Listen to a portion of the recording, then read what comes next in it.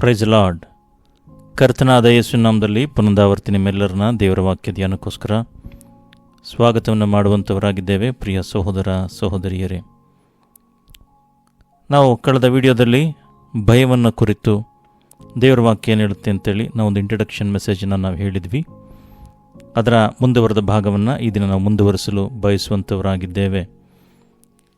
ಅದಕ್ಕಿಂತ ಮುಂಚೆ ಈ ಹಿಂದೆ ನಾವು ಹೇಳಿದಂಥ ಎಲ್ಲ ಸಂದೇಶಗಳನ್ನು ನಾವು ಕಾಪಿ ಮಾಡಿ ಡಿಸ್ಕ್ರಿಪ್ಷನ್ ಬಾಕ್ಸಲ್ಲಿ ಲಿಂಕನ್ನು ಕೊಟ್ಟಿರ್ತೇವೆ. ಪಾಪವನ್ನು ಕುರಿತು, ನಂಬಿಗಸ್ತಿಕೆಯನ್ನು ಕುರಿತು, ಮಾನಸಾಂತರವನ್ನು ಕುರಿತು, ಅಹಂಕಾರ ಪ್ರೈಡನ್ನು ಕುರಿತು, ಮತ್ತು ಸಾಲ್ವೇಷನನ್ನು ಕುರಿತು, ರಕ್ಷಣೆಯನ್ನು ಕುರಿತು, ಆಮೇಲೆ ನಿರೀಕ್ಷೆಯನ್ನು ಕುರಿತು, ಆಮೇಲೆ ಯಾವ ರೀತಿಯಾಗಿ ದೇವರನ್ನ ಮೊದಲನೇ ಸ್ಥಾನದಲ್ಲಿ ಇಡುವಂಥದ್ದು, ದೇವರ ನಂಬಿಗಸ್ತಿಕೆಯನ್ನು ಕುರಿತು, ಯಾವ ರೀತಿಯಾಗಿ ನಾವು ಆತ್ಮಿಕ ಯುದ್ಧವನ್ನು ಮಾಡುವಂಥದ್ದು, ಈ ರೀತಿಯಾಗಿ ಅನೇಕ ಸಂದೇಶಗಳನ್ನು ನಾವೀಗಾಗಲೇ ಯೂಟ್ಯೂಬ್ನಲ್ಲಿ ಅಪ್ಲೋಡ್ ಮಾಡಿದ್ದೇವೆ. ಅದರ ಲಿಂಕ್ಗಳನ್ನು ಸಹ ನಿಮಗೆ ಡಿಸ್ಕ್ರಿಪ್ಷನ್ ಬಾಕ್ಸಲ್ಲಿ ಕೊಟ್ಟಿರ್ತೇವೆ. ನೀವು ಲಿಂಕ್ಗಳನ್ನು ಕ್ಲಿಕ್ ಮಾಡೋದ್ರ ಮುಖಾಂತರವಾಗಿ ನೇರವಾಗಿ ಸಂದೇಶಗಳನ್ನು ಕೇಳಬಹುದಾಗಿದೆ. ಇದು ಖಂಡಿತವಾಗಿ ನಿಮಗೆ ಆತ್ಮಿಕವಾಗಿ ಬಹಳ ಬಹಳ ಉಪಯೋಗವಾಗುವಂಥದ್ದಾಗಿದೆ. ನಾವು ಸಂದೇಶವನ್ನು ಮುಂದುವರಿಸಲು ಬಯಸುವಂಥವರಾಗಿದ್ದೇವೆ. ಯಾರು ಮೊದಲನೇ ಪಾರ್ಟನ್ನು ನೀವು ಕೇಳಿಲ್ಲ, ಅದನ್ನು ನೀವು ಕೇಳಿದ್ರೆ ಈ ಮುಂದುವರೆದ ಭಾಗ ನಿಮಗೆ ಅರ್ಥವಾಗುವಂಥದ್ದಾಗಿದೆ.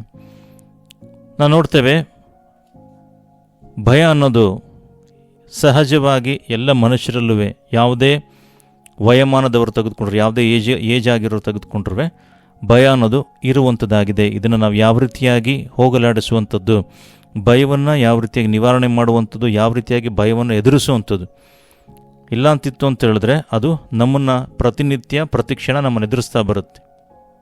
ಹಾಗಾಗಿ ಯಾವ ರೀತಿಯೆಲ್ಲ ಭಯ ಇದೆ ಅಂಥೇಳಿ ನಾವು ಫಸ್ಟ್ ಅರ್ಥ ಮಾಡ್ಕೊಳ್ಬೇಕು. ಅದನ್ನು ಯಾವ ರೀತಿಯಾಗಿ ನಾವು ಹೋಗಲಾಡಿಸ್ಬೇಕು, ಯಾವ ರೀತಿಯಾಗಿ ಅದರಿಂದ ಹೊರಗಡೆ ಬರಬೇಕು, ಅದನ್ನು ಸಹ ನಾವು ನಿಮ್ಮೊಂದಿಗೆ ಹಂಚಿಕೊಳ್ಳುವಂಥವರಾಗಿದ್ದೇವೆ. ನಾವು ನೋಡ್ತೇವೆ, ಕೆಲವರಿಗೆ ಪಾಪವನ್ನು ಮಾಡಿದಾಗ ಭಯ ಉಂಟಾಗುವಂಥದ್ದಾಗಿದೆ. ಪಾಪ ಮಾಡಿದಾಗ ಭಯ ಉಂಟಾಗುವಂಥದ್ದಾಗಿದೆ. ಕೆಲವ್ರಿಗೆ ಲೋನ್ಲಿನೆಸ್, ಒಂಟಿತನ ಇರುವಾಗ, ಅವರ ಲೈಫು ಒಂಟಿತನದಲ್ಲಿರುವಾಗ ಏನಾಗುತ್ತೆ ಅಂತ ಹೇಳಿದ್ರೆ ಅವ್ರಿಗೆ ಭಯ ಆಗುವಂಥದ್ದಾಗಿದೆ. ಇನ್ನು ಕೆಲವ್ರಿಗೆ ನನ್ನ ಲೈಫು ಹೋಪ್ಲೆಸ್ ಆಗಿ, ಯಾವುದೇ ನಿರೀಕ್ಷೆ ಇಲ್ಲದೆ ನನ್ನ ಜೀವಿತ ಹೋಗುತ್ತೆ, ನನ್ನ ಜೀವಿತ ಮುಗಿದೋಗುತ್ತೆ, ಆ ರೀತಿಯಾಗಿ ಭಯ ಪಡುವಂಥವ್ರು ಸಹ ಇದ್ದಾರೆ. ಅದಕ್ಕೆ ದೇವರ ವಾಕ್ಯ ಹೇಳುವಂಥದ್ದಾಗಿದೆ, ನಾನು ಜೀವನದಲ್ಲಿ ಗೆಲ್ತೀನ ಸೋಲ್ತೀನ, ಯಾವ ರೀತಿಯಾಗಿ ನನ್ನ ಜೀವನ ಇರುತ್ತೆ ಅಂತೇಳಿ ಭಯ ಪಡೋರು ಅಂತವ್ರು ಇದ್ದಾರೆ. ಅದು ಅವ್ರಿಗೂ ಸಹ ದೇವರ ವಾಕ್ಯ ಏನು ಹೇಳುತ್ತೆ ಅಂತೇಳಿ ನಾವು ನೋಡೋಣ.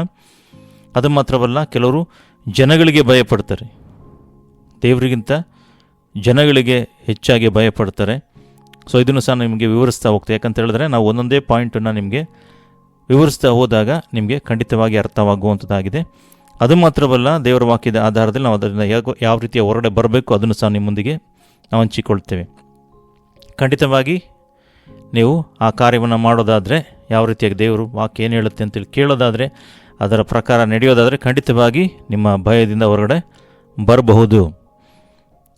ಕೆಲವರು ಜನಗಳಿಗೆ ಭಯಪಡ್ತಾರೆ. ಸೊ ಜನಗಳ ಭಯದಿಂದ ಯಾವ ರೀತಿಯಾಗಿ ನಾವು ಹೊರಗಡೆ ಬರುವಂಥದ್ದು. ಮತ್ತು ಕೆಲವರು ದಾರಿದ್ರ್ಯದಲ್ಲಿ ಇರ್ತಾರೆ, ಅವರು ದಾರಿದ್ರ್ಯವನ್ನು ಕುರಿತು ಭಯಪಡುವಂಥವರಾಗಿದ್ದರೆ ಅವರಿಗೆ ದೇವರ ವಾಕ್ಯ ಏನು ಹೇಳುವಂಥದ್ದಾಗಿದೆ. ಅದು ಮಾತ್ರವಲ್ಲ, ಕೆಲವರು ದೆವ್ವಗಳಿಗೆ ಭಯಪಡುವಂಥವರಿದ್ದಾರೆ. ಸೊ ದೆವ್ವಗಳಿಂದ ಭಯದ ಯಾವ ರೀತಿಯಾಗಿ ನಿವಾರಿಸ್ಕೊಳ್ಳುವಂಥದ್ದು, ದೆವ್ವಗಳಿಗೆ ಭಯಪಡೋದು ಯಾವ ರೀತಿ ಜೀವಿಸುವಂಥದ್ದು, ಅದನ್ನು ಸಹ ನಿಮಗೆ ವಿವರಿಸ್ತೇವೆ. ನಾವು ಇದರ ಬಗ್ಗೆ ಆಗಲೇ ಆತ್ಮಿಕ ಯುದ್ಧ ಅಂತೇಳಿ, ಆಧ್ಯಾತ್ಮಿಕ ಯುದ್ಧ ಅಂತ ಸ್ಪಿರಿಚುವಲ್ ವಾರ್ಫೇರ್ನಲ್ಲಿ ನಾವು ಇದ್ರ ಬಗ್ಗೆ ಎಕ್ಸ್ಪ್ಲೈನ್ ಮಾಡಿದ್ದೇವೆ. ನಿಮಗೆ ಇನ್ನೂ ವಿವರವಾಗಿ ಅಲ್ಲಿ ಸಿಗುವಂಥದ್ದಾಗಿದೆ. ಕೆಲವರು ರೋಗವನ್ನು ಕುರಿತು ಭಯಪಡ್ತಾರೆ, ರೋಗಗಳನ್ನು ಕುರಿತು, ಸಿಕ್ನೆಸ್, ಕಾಯಿಲೆಗಳನ್ನು ಕುರಿತು ಭಯಪಡುವಂಥವರಿದ್ದಾರೆ. ಅಂಥವ್ರಿಗೂ ಸಹ ದೇವರ ವಾಕ್ಯ ಏನು ಹೇಳುತ್ತೆ ಅಂತೇಳಿ ನಾವು ನೋಡೋಣ. ಮತ್ತು ಕೆಲವರು ಏಜ್ ಆಗ್ತಾ ಇದೆ, ವೃದ್ಧಾಪ್ಯ, ಏಜ್ ಆಗಿದೆ ಅಂತೇಳಿ ಕೆಲವರು ವೃದ್ಧಾಪ್ಯದಲ್ಲಿ ಭಯಪಡುವಂಥವರಿದ್ದಾರೆ. ಅವ್ರಿಗೂ ಸಹ ದೇವರ ವಾಕ್ಯ ಏನು ಹೇಳುತ್ತೆ ಅಂತೇಳಿ ನಾವು ನೋಡೋಣ. ಮತ್ತು ಅಂತಿಮವಾಗಿ ಮರಣ, ಸಾವನ್ನು ಕುರಿತು ಭಯಪಡುವಂಥವ್ರು ಸಹ ಇದ್ದಾರೆ. ಸಾಮಾನ್ಯಕ್ಕೆ ಸಾವು ಅಂತ ಹೇಳಿದ್ರೆ ಎಲ್ಲರಿಗೂ ಸಹ ಭಯನೇ. ಸೊ ಈ ಸಾವನ್ನು ಕುರಿತು ಭಯಪಡುವಂಥವ್ರು ಇದ್ದಾರೆ. ಸಾವು ಅಂತ ಹೇಳಿದ್ರೆ ಸಾಮಾನ್ಯವಾಗಿ ಹೆದರಿಕೆ ಇರುತ್ತೆ, ಎಲ್ಲರಿಗೂ ಸಹ ಇರುವಂಥದ್ದಾಗಿದೆ. ಆದರೆ ಅದಕ್ಕೂ ಸಹ ಭಯಪಡಬೇಡಿ ಅಂತೇಳಿ ದೇವರ ವಾಕ್ಯ ಹೇಳುವಂಥದ್ದಾಗಿದೆ. ಅದನ್ನು ಸಹ ನಿಮ್ಮೊಂದಿಗೆ ನಾವು ಹಂಚಿಕೊಳ್ಳುವಂಥವರಾಗಿದ್ದೇವೆ. ಹಾಲೆಲೂಯ. ನಾವು ನೋಡ್ತೇವೆ ಕಳೆದ ವಿಡಿಯೋದಲ್ಲಿ ನಾವು ಹೇಳಿದ್ವಿ ಯಾವ ರೀತಿಯಾಗಿ ಭಯ ಅನ್ನೋದು ಯಾವ ರೀತಿಯೆಲ್ಲ ಜನಗಳಿಗೆ ಭಯವನ್ನು ತಂದು ಹಾಕುವಂಥದ್ದಾಗಿದೆ.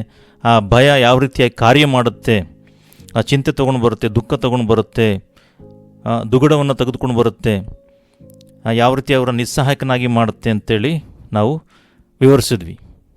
ಯಾವ ರೀತಿಯಾಗಿ ಕಾರ್ಯಗಳನ್ನು ಮಾಡುತ್ತೆ ಭಯ ಅನ್ನೋದು ಮನುಷ್ಯನ ಒಳಗಡೆ ಬಂದಾಗ ಏನೆಲ್ಲ ಆಗುತ್ತೆ ಅಂತೇಳಿ ನಾವು ವಿವರಿಸಿದ್ವಿ. ನೋಡ್ರಿ, ನಾವು ಮೊದಲನೇದಾಗಿ ಚೆನ್ನಾಗಿ ಅರ್ಥ ಮಾಡ್ಕೊಳ್ಬೇಕು. ಈ ಭಯವೆಂಬ ಆಯುಧವನ್ನು ಮುರಿದಾಕಬೇಕು ಅಂತ ಹೇಳಿದ್ರೆ, ಭಯ ಎಂಬ ಈ ಆಯುಧವನ್ನು, ಈ ವೆಪನನ್ನು ಮುರಿದಾಕಬೇಕು ಅಂತ ಹೇಳಿದ್ರೆ ನಮಗೆ ಖಂಡಿತವಾಗಿ ನಂಬಿಕೆ ಅನ್ನೋದು ಬಹಳ ಬಹಳ ಮುಖ್ಯ. ನಂಬಿಕೆ ಅನ್ನೋದು ಬಹಳ ಮುಖ್ಯ. ನಂಬಿಕೆ ಅನ್ನೋದು ದೇವರು ಕೊಟ್ಟಿರುವಂಥ ನಮಗೆ ಮೋಸ್ಟ್ ಪವರ್ಫುಲ್ ವೆಪನ್ ಯಾವುದು ಅಂತ ಹೇಳಿದ್ರೆ ನಮ್ಮ ನಂಬಿಕೆ. ನಾವು ದೇವರಲ್ಲಿ ನಂಬಿಕೆ ಇಡುವಾಗ ನಮ್ಮ ಭಯ ನೀಗಿ ಹೋಗುವಂಥದ್ದಾಗಿದೆ. ನಾವು ದೇವರಲ್ಲಿ ನಂಬಿಕೆ ಇಡುವಾಗ ಭಯವು ನೀಗಿ ಹೋಗುವಂಥದ್ದಾಗಿದೆ.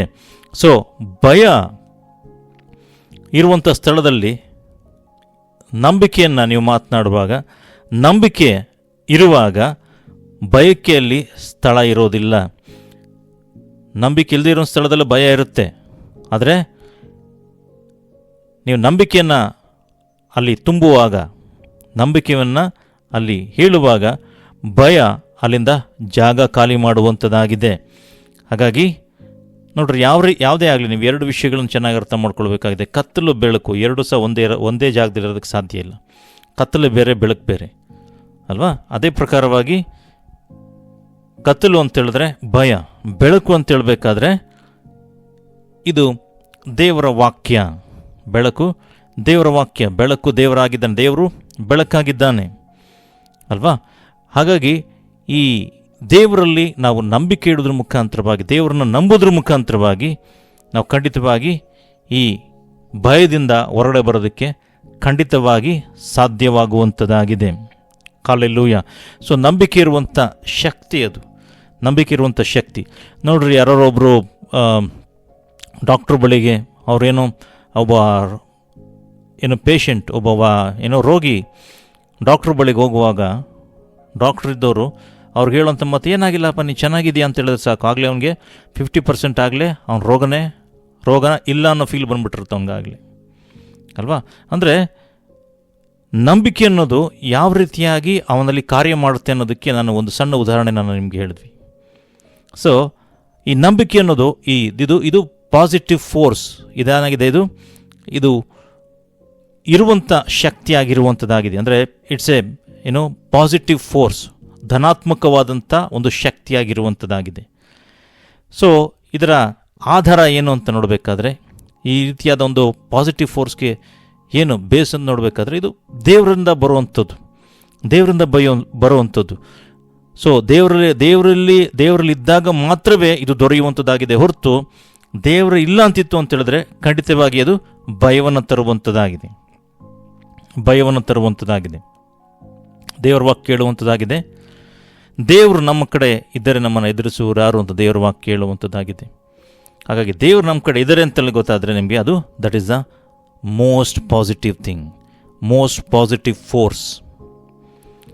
ದೇವರಿಲ್ಲ ಅಂತಿತ್ತು ಅಂತ ಹೇಳಿದ್ರೆ ಆಗ ಏನಾಗುತ್ತಲ್ಲಿ ಒಂದು ನೆಗೆಟಿವ್ ಫೋರ್ಸ್ ಇರುವಂಥದ್ದಾಗಿದೆ. ಅಂದರೆ ನಕಾರಾತ್ಮಕ ಶಕ್ತಿ ಇಲ್ಲದೆ ಇರುವಂಥ ಶಕ್ತಿಯಲ್ಲಿ ನಾವು ಕಾಣಬಹುದು. ಹಾಗಾಗಿ ಸೊ ಬೆಳಕು ಖಂಡಿತವಾಗಿ ದೇವರಾಗಿತ್ತು ಅಂತ ಹೇಳಿದ್ರೆ ಈ ಭಯ ಅನ್ನೋದೇನಾಗಿದೆ, ಇದು ನೆಗೆಟಿವ್. ಬೆಳಕು ಅನ್ನೋದು ದೇವರ ಶಕ್ತಿ ಆದರೆ ನೆಗೆಟಿವ್ ಅನ್ನೋದೇನಾಗಿದೆ, ಇದು ದುರಾತ್ಮನ ಶಕ್ತಿ. ಹಾಗಾಗಿ ಈ ನೆಗೆಟಿವ್ ಏನಿದೆ ಇದನ್ನು ತೆಗೆದು ಹಾಕಬೇಕು. ನಿಮ್ಮ ಮಾನಸಿಕ ಸ್ಥಿತಿ ಏನಿದೆ ಇದರಿಂದ ಹೊರಗಡೆ ಬರಲೇಬೇಕು. ದೇವರ ವಾಕ್ಯ ಹೇಳುವಂಥದ್ದಾಗಿದೆ, ಅಂಜಬೇಡ, ನಂಬಿಕೆ ಮಾತ್ರ ಇರಲಿ ಅಂತೇಳಿ ದೇವರ ವಾಕ್ಯದಲ್ಲಿ ನಾವು ನೋಡ್ತೇವೆ. ಅಂಜಬೇಡ, ನಂಬಿಕೆ ಮಾತ್ರ ಇರಲಿ ಅಂತೇಳಿ ದೇವರು ಹೇಳೋದನ್ನು ನೋಡ್ತೇವೆ. ಅಲ್ಪವಿಶ್ವಾಸಿಗಳು ಯಾಕೆ ಧೈರ್ಯಗೆಡ್ತೀರಾ ಅಂತೇಳಿ ಯೇಸು ಸ್ವಾಮಿ ಹೇಳೋದನ್ನು ನೋಡ್ತೇವೆ. ನೋಡಿ, ಇಸ್ರಾಯೇಲ್ಗೆ ವಿರುದ್ಧವಾಗಿ ಗೊಲಿಯಾತ ಬರುವಾಗ ಆತನ ಕಂಡು ಎಲ್ಲ ಹೆದರ್ತಾರೆ. ಅರಸನಾದ ಸೌಲನು ಸಹ ಹೆದರ್ಕೊಳ್ತಾನಂತೆ. ಅವನ ಸೈನ್ಯ ಹೆದರ್ಕೊಳ್ತೇವೆ, ಸೈನ್ಯಾಧಿಪತಿಗಳು ಹೆದರ್ಕೊಳ್ತಾರೆ. ಯಾರಿಗೂ ಸಹ ಗೊಲಿಯಾತನನ್ನು ಎದುರಿಸೋದಕ್ಕೆ ಧೈರ್ಯ ಒಬ್ರಿಗೂ ಸಹ ಇರಲಿಲ್ಲ.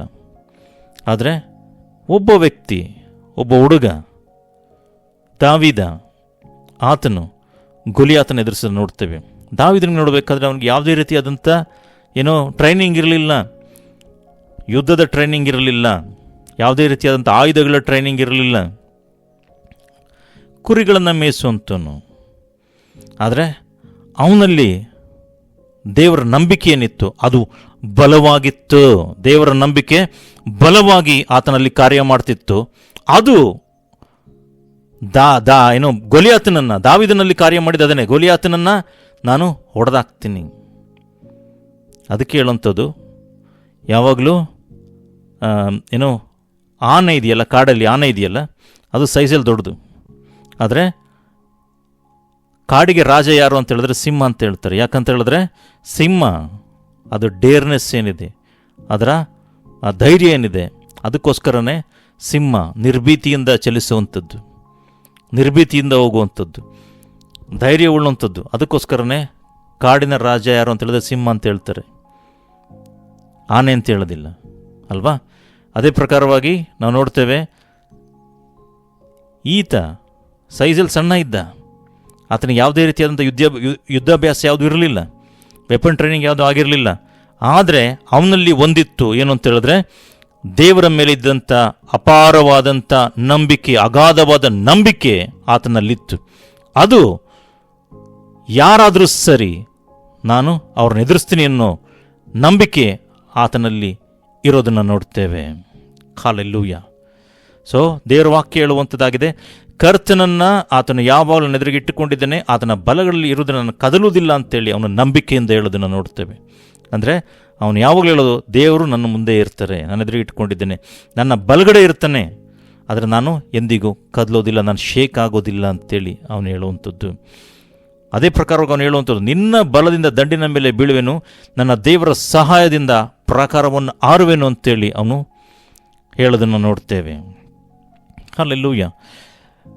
ಅಂದರೆ ಯಾವ ರೀತಿಯಾದಂಥ ನಂಬಿಕೆ ದಾವೀದ ಇಟ್ಕೊಂಡಿದ್ದ ದೇವರಲ್ಲಿ ಅಂತೇಳಿ ನಾವು ನೋಡ್ತೇವೆ. ಸೊ ಈ ನಂಬಿಕೆಯಿಂದಲೇ ಅವನು ಗೊಲಿಯಾತನ ಮೇಲೆ ಬೀಳ್ತಾನೆ, ಗೊಲಿಯಾತನಿಗೆ ವಿರುದ್ಧವಾಗಿ ಹೋಗುವಂತನಾಗಿದ್ದಾನೆ. ಅದು ಮಾತ್ರವಲ್ಲ, ಇದೇ ಆತನಿಗೆ ಜಯವನ್ನು ಕೊಟ್ಟಂಥದ್ದು, ಇದೇ ಆತನನ್ನು ಜಯಶಾಲಿಯಾಗಿ ಮಾಡಿದಂಥದ್ದು. ನಿಮ್ಮ ನಂಬಿಕೆ ಯಾವ ರೀತಿಯಾಗಿದೆ ಪ್ರಿಯ ಸಹೋದರ ಸಹೋದರಿ? ಯಾವ ನಂಬಿಕೆಯಿಂದ ನೀವು ಬದುಕ್ತಾ ಇದ್ದೀರಾ? ಯಾವ ನಂಬಿಕೆಯಿಂದ ಬದುಕ್ತಾ ಇದ್ದೀರಾ? ನಿಮ್ಮನ್ನು ನೀವು ಆಲೋಚನೆ ಮಾಡಿ ನೋಡ್ರಿ. ದೇವರ ಮೇಲೆ ನಂಬಿಕೆಯಿಂದ ಬದುಕ್ತಾ ಇದ್ದೀರಾ? ಇಲ್ಲ ಅಂತ ಹೇಳಿದ್ರೆ ಎದುರಿರುವಂಥ ಸಮಸ್ಯೆಗಳ ಯಾವ ಸಂಗತಿಗಳಿಗೋಸ್ಕರ ಹೆದರ್ಕೊಂಡು ಬದುಕ್ತಾ ಇದ್ದೀರಾ ಅಂತೇಳಿ ನಿಮ್ಮನ್ನು ನೀವು ಆಲೋಚನೆ ಮಾಡಿ ನೋಡ್ರಿ. ಅದಕ್ಕೆ ಹೇಳುವಂಥದ್ದು, ದೇವರಲ್ಲಿ ನೀವು ನಂಬಿಕೆ ಇಡೋದಾದರೆ, ದೇವರನ್ನು ದೃಢವಾಗಿ ವಿಶ್ವಾಸಿಸುವುದಾದರೆ, ನಿಮ್ಮ ನಂಬಿಕೆ ದೇವರಲ್ಲಿತ್ತು ಅಂತ ಹೇಳಿದ್ರೆ ಖಂಡಿತವಾಗಿ ಯಾವುದೇ ಸನ್ನಿವೇಶಗಳಾದರೂ ಸರಿ, ಯಾರ ಎದುರುಗಡೆ ಬಂತು ಅಂತ ಹೇಳಿದ್ರು ಸರಿ, ಖಂಡಿತವಾಗಿ ನೀವು ಅವರ ವಿರುದ್ಧವಾಗಿ ಹೋರಾಡಿ ಜಯಶಾಲಿಗಳಾಗ್ತೀರಾ. ಹಲ್ಲೆಲೂಯಾ. ಇದು ದಾವೀದನ ಕುರಿತು ದೇವರ ವಾಕ್ಯ ಹೇಳುವಂಥ ಮಾತು. ಯಾಕೆ ದಾವೀದನ ಕುರಿತು ಬರೆದಿದೆ ಅಂತ ನೋಡಬೇಕಾದ್ರೆ, ದೇವರ ವಾಕ್ಯ ಸುಮ್ಮನೆ ಬರೆಸಿಲ್ಲ. ದೇವರ ವಾಕ್ಯದಲ್ಲಿ ಅಲ್ಲಿ ಬರೆಸಿದ್ದಾರೆ ಅಂತ ಹೇಳಿದ್ರೆ ಅದಕ್ಕೆ ಏನೋ ಒಂದು ಕಾರಣ ಇದೆ. ದೇವರ ವಾಕ್ಯದಲ್ಲಿ ಯಾಕೆ ಬರೆಸಿದ್ದಾರೆ, ದೇವರ ವಾಕ್ಯ ಯಾಕೆ ಅಲ್ಲಿ ಬರೆದಿದೆ ಅಂತ ನೋಡುವಾಗ ಆತನ ಏನೋ ಒಂದು ಕಾರ್ಯವನ್ನು ಮಾಡಿದ್ದಾನೆ, ಅದಕ್ಕೋಸ್ಕರ ದೇವರು ಆತನ ವಿಷಯವನ್ನು ಅಲ್ಲಿ ಬರೆಸಿದ್ದಾರೆ. ಯಾಕಂತ ಹೇಳಿದ್ರೆ ಆತನ ಯಾವ ರೀತಿಯಾಗಿ ನಂಬಿಕೆಯಲ್ಲಿ ಆತನ ಜಯಿಸಿದ, ಯಾವ ರೀತಿಯಾದ ನಂಬಿಕೆ ಅವನಲ್ಲಿತ್ತು ಅಂತೇಳಿ ದೇವರ ಮೇಲೆ ದೇವರ ವಾಕ್ಯ ಬರೆದಿರೋದನ್ನು ನೋಡ್ತೇವೆ. ಹಲ್ಲೆಲೂಯಾ.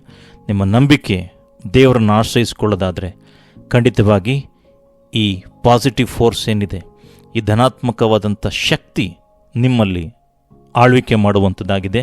ಯಾವ ಸನ್ನಿವೇಶಗಳಾದರೂ ಸರಿ, ಎಂಥ ಪ್ರತಿಕೂಲಗಳಾದರೂ ಸರಿ, ಯಾವುದೇ ಸಮಸ್ಯೆಗಳಿದ್ರು ಅಂತ ಹೇಳಿದ್ರು ನೀವು ಅದನ್ನು ಖಂಡಿತವಾಗಿ ಓವರ್ಕಮ್ ಮಾಡ್ತೀರಾ. ನಿಮ್ಮ ಬಲದಿಂದಲ್ಲ, ನಿಮ್ಮ ಶಕ್ತಿಯಿಂದಲ್ಲ, ದೇವರ ಮೇಲೆ ಇಟ್ಟಿರುವಂಥ ನಂಬಿಕೆಯಿಂದಲೇ ಪ್ರಿಯ ಸೋದರ ಸೋದರಿಯರೇ. ಹಲ್ಲೆಲೂಯ. ಎರಡನೇದಾಗಿ ನೋಡಬೇಕಾದ್ರೆ ದೈವಿಕವಾದಂಥ ಪ್ರೀತಿ. ಭಯವನ್ನು ಗೆಲ್ಲಬೇಕು ಅಂತ ಹೇಳಿದ್ರೆ ನಿಮಗೆ ಪ್ರೀತಿ ಬಹಳ ಮುಖ್ಯ. ದೇವರ ಮೇಲೆ ಇಡುವಂಥ ಪ್ರೀತಿ. ಅದಕ್ಕೆ ದೇವರ ವಾಕ್ಯ ಹೇಳುತ್ತೆ, ನಿಮ್ಮ ದೇವರಾದ ಯೆಹೋವನನ್ನ ಪೂರ್ಣ ಬುದ್ಧಿ, ಪೂರ್ಣ ಶಕ್ತಿ, ಪೂರ್ಣ ಪ್ರಾಣದಿಂದ ಪ್ರೀತಿ ಮಾಡಬೇಕು ಅಂತೇಳಿ. ಹಾಗಾಗಿ ಭಯ ಅನ್ನೋದೇನಾಗುತ್ತೆ ಅಂದರೆ, ಭಯನ ಗೆಲ್ಲಬೇಕು ಅಂತ ಹೇಳಿದ್ರೆ ನೀವು ದೇವರನ್ನು ಪ್ರೀತಿ ಮಾಡಬೇಕು. ದೇವರ ವಾಕ್ಯ ಹೇಳುವಂಥದ್ದಾಗಿದೆ, ಪೂರ್ಣ ಪ್ರೀತಿಯು ಹೆದರಿಕೆಯನ್ನು ಹೊರಡಿಸಿ ಬಿಡುತ್ತದೆ ಅಂತೇಳಿ. 1 John chapter 4:18 ಹೇಳುವಂಥದ್ದಾಗಿದೆ, ಪೂರ್ಣ ಪ್ರೀತಿಯು ಹೆದರಿಕೆಯನ್ನು ಹೊರಡಿಸಿ ಬಿಡುತ್ತೆ ಅಂತೇಳಿ. ಅಂದರೆ ಅದನ್ನು ಹೊರಡೆ ಹಾಕ್ಬಿಡುತ್ತೆ, ಹೆದರಿಕೆಯನ್ನು ಹೊರಡೆ ಹಾಕುತ್ತೆ ಅಂತೇಳಿ. ಹಾಗಾಗಿ ಯೋಹಾನನು ಕ್ರಿಸ್ತನ ಪ್ರೀತಿಯನ್ನು ರುಚಿ ಮಾಡಿದ್ದ. ಹಾಗಾಗಿ ಆತನ ಬರಿತಾನೆ. ದೇವರು ಪ್ರೀತಿ ಸ್ವರೂಪಿ, ಪ್ರೀತಿಯಲ್ಲಿ ನೆಲೆಗೊಂಡಿರುವ ದೇವರಲ್ಲಿ ನೆಲೆಗೊಂಡಿದ್ದಾನೆ ಅಂತೇಳಿ, ದೇವರು ಅವನಲ್ಲಿ ನೆಲೆಗೊಂಡಿದ್ದಾನೆ ಅಂತೇಳಿ.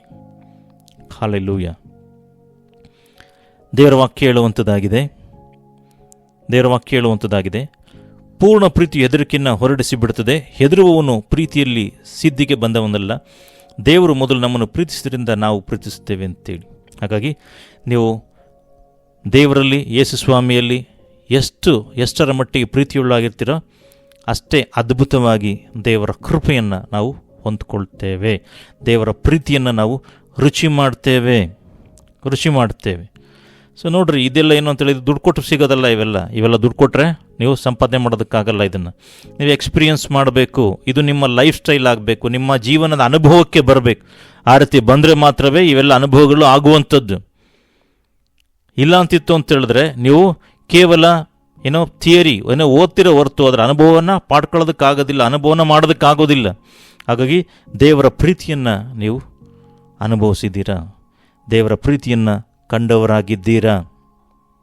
ಕಂಡಿತ್ತು ಅಂತ ಹೇಳಿದ್ರೆ ಖಂಡಿತವಾಗಿ ನಿಮ್ಮ ದೇವರ ಪ್ರೀತಿ ಏನಿರೋದು ಹೆದರಿಕೆಯನ್ನು ಹೊರಡಿಸಿ ಬಿಡುವಂಥದ್ದಾಗಿದೆ.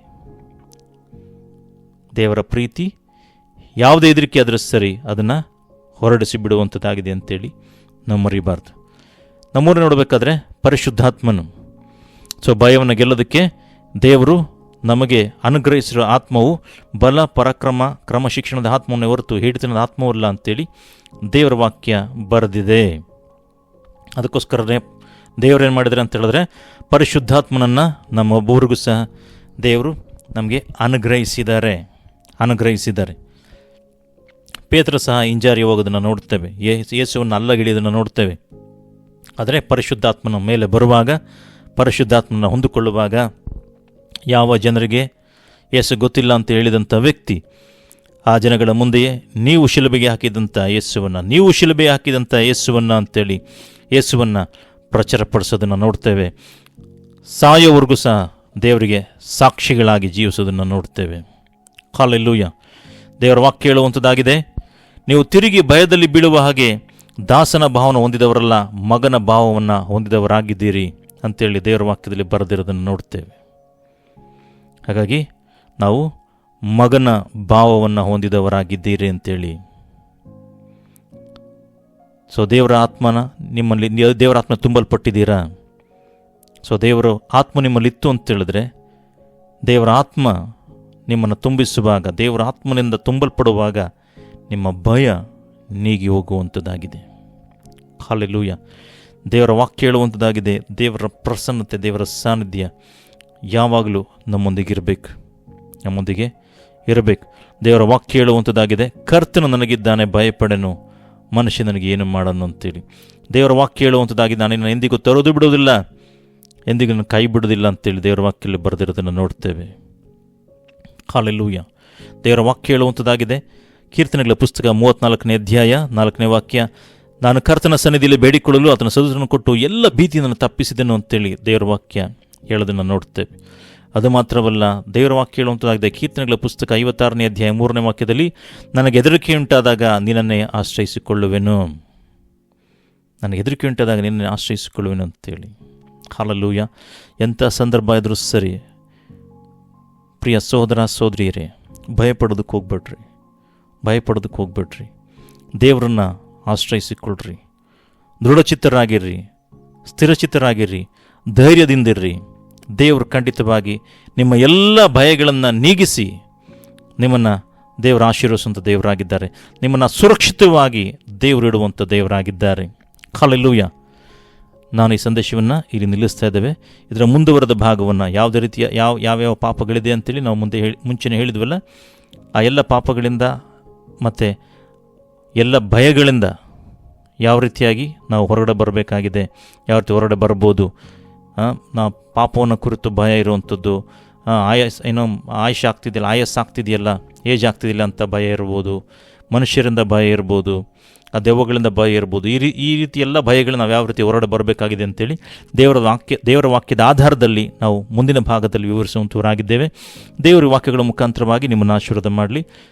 ಈ ಸಂದೇಶವನ್ನು ನೀವು ಮಾತ್ರವಲ್ಲ, ಇದು ಯಾರಿಗೆಲ್ಲ ಕಳಿಸ್ಬೇಕು ಅಂತೇಳಿ ದೇವರು ನಿಮ್ಗೆ ಆಲೋಚನೆ ಕೊಡ್ತಾರೆ, ಅವರೆಲ್ಲರೊಂದಿಗೆ ಶೇರ್ ಮಾಡಬೇಕೆಂದು ಕೇಳ್ಕೊಳ್ತೇವೆ. ದೇವರು ಈ ವಾಕ್ಯಗಳ ಮುಖಾಂತರ ನಿಮ್ಮನ್ನು ಆಶೀರ್ವಾದ ಮಾಡಲಿ. God bless you.